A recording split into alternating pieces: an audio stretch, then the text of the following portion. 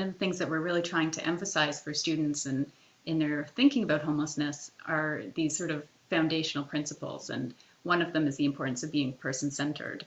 And so I wonder if you could speak a bit about housing first for, say, youth or Indigenous persons or women. How does housing first change depending on the person who needs supportive housing or that sort of extra layer of support? Totally. Yeah. And I think the adaptability of housing first is another kind of key ingredient of the model. So going back to At Home Chez Soi, which was the largest trial of housing first ever done, there were 5 sites in Canada that participated. So there was Vancouver, Winnipeg, Toronto, Montreal, and Moncton. Each site had a bit of a different focus. So in Moncton, there was like a rural arm to the work. In Montreal, there was a supported employment arm to the work. In Toronto, there was an ethno-racial component. So individuals with an ethno-racial identity that wasn't white were offered ethno-racial supports through a specialized intensive case management team. In Winnipeg, there was an Indigenous focus. So there were Indigenous service providers that were offering the Housing First services.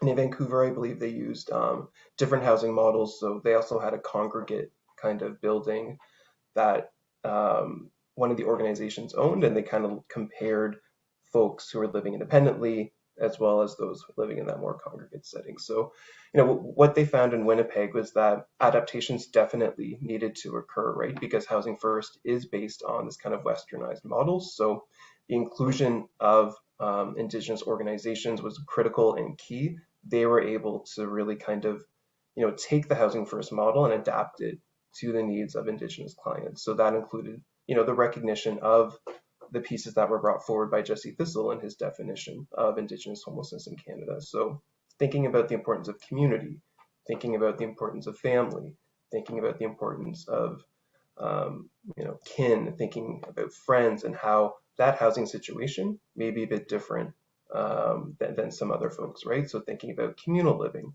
thinking about having family and friends over, thinking about community gatherings, thinking just differently about how services are provided, and more again of that holistic kind of healing where we don't just look at someone as homeless as someone without housing. It's homeless without home, right? So I think the Winnipeg sites did a really good job at making those adjustments.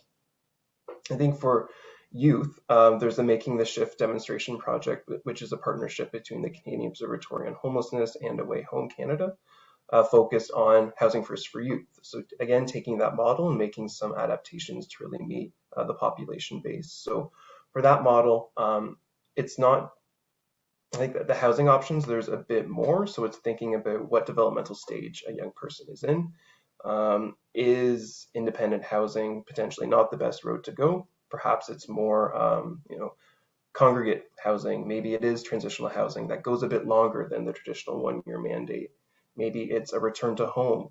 Maybe it's working on that family relationship first. So I think, that's one kind of key difference, as well as what services are being offered. So depending on the age of the young person, maybe it's thinking about a return to school. Maybe it's thinking about building up some employment skills.